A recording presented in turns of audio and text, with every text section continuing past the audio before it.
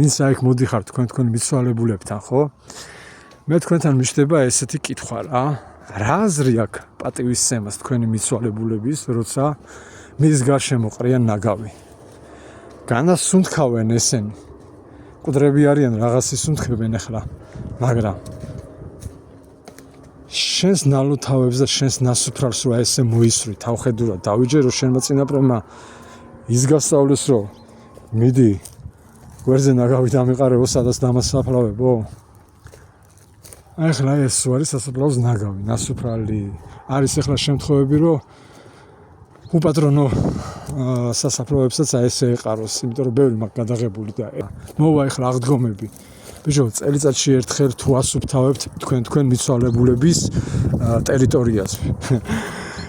აი რატომ არ ფიქრობთ, რომ ეს თქვენი ვალია? აი ესეც არის თქვენი ვალდებულება, შედის, რომ თქვენ მიცვალებულს ბოდიში და ლაფი არ დაასხათ თავზე. მე მგონი წესიერებას გასწავლიდნენ, ხო? თქვენი მიცვალებულები და არა თავხედობას. ეს აქციელი ძმაო არის თავხედური.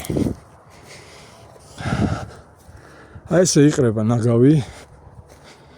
ხო ხდებით და ან იღებთ და მე იქით აყრეთ. არაფრით არ განსხვავდება ძმაო თავხედობაში.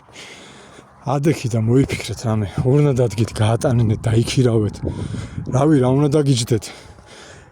აგერეთ, ფილსერის ჯგუფმა გამოაცხადა, რომ 1 კუბი კვადრატი ჯდება 9 ლარი. აი, წარმოიდგინე სასაფლაოების გარშემო იმდენი ნაგავი არის დაყრილი. იმდენი ნაგავი იყრება, ხო? აი, აღდგომები რო ჩაივლის თუ არა, ხო? მაგის მერე შეაგროვოთ ერთად და აი რამდენი მიცვალებული არის და რამდენი თქვენი მიცვალებული არის და რა უნდა დაუჯდეს ერთ კაცს. აი სიტყვით დაგროვდა 20 კუბი, 30 კუბი, ანუ თითო კუბი ჯდება 9 ლარი. ანუ თელ მოსახლეობას რა მოუწევს? აი ეს რო ითავოთ ხოლმე, გამიგე? ამით ძმაო საზოგადოებას დაუმტკიცებთ და დაანახებთ წესიერებას, რომ თქვენ წინაპრებსაც პატივს ასცემთ, ხვდები? სხვა მერე შემოგხედავს, ხო ისი თვალი ხედავს და მერე ხედვის მერე მოქმედებაში გადადიან, გამიგე და ესე არ უნდა ეყაროს. ურნებით დაიდგით ხოლმე და გაიტანეთ. რა ვიცი, ერთხელ აიკრიფება და გაიტანთ რა. რაც დაგროვდება ეს ყველაფერი თელი ნაგავი, ხო? შეკრებილი იქნება, გაიზომება, აიწონება და გადაიხდით იმ გადასახადს რა. და всё, მერე უკვე როცა იხდით ფულს და წვალობთ და ალაგებთ თქვენ თვითონ და არა ასე თავხედურად თქვენი წინაპრების ან სხვისი წინაპრის გარშემო გადაყრელი ნაგავი რო ზევიდან აყარია. ის მკვდარი, ის მიცვალებული დაფასებულია თუ არ არის დაფასებული, რა მნიშვნელობა აქვს? დავიჯერო შენმა წინაპარმა ის გასწავლა, რომ ყველას თავზე დააჯვიო. აი ეხლა ეს ნაგავია, ზევით ნაგავია. ეს ნაგავი ჩადის ქვევით, სუნთლიანად. და ეს არის ფაქტიურად კიდე საძოვრების, ხო? საქონელი აგერ დადის და ძოვს. და ძოვს ამ ნაგავს. მერე ის გიმტკიცებს, რომ ის არისო, სუფთა არისო.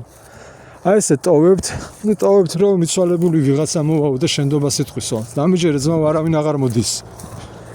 ბევრი თავის მიცვალებულს აღარ აქცევს ყურადღებას და ეხლა რატო გონია რომ ვიღაცა მოვა და შენდობას ეთქვის შენ მიცვალებულს.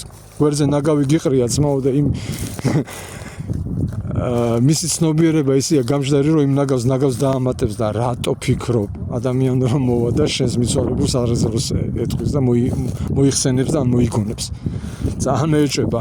შეიძლება ერთმა ორმა ადამიანმა იკადროს, ვისაც თქვა უყვარდა შენი მიცვალებული და პატივისცემდა, მაგრამ ძალიან მეეჭება.